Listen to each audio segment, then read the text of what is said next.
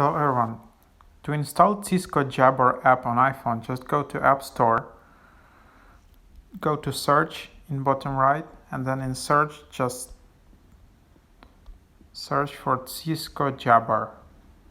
There you have it. Then just tap Get, and then depending on your iPhone model, you will need either to use Touch ID or Face ID or just your passcode. Use your Apple ID to start installing this app. And then the installation will start.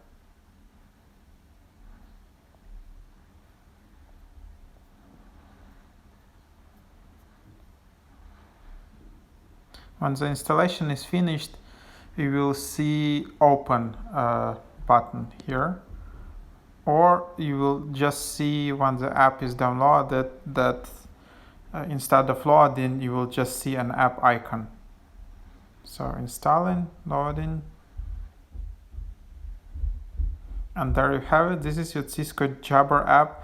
That's how you install it on iPhone.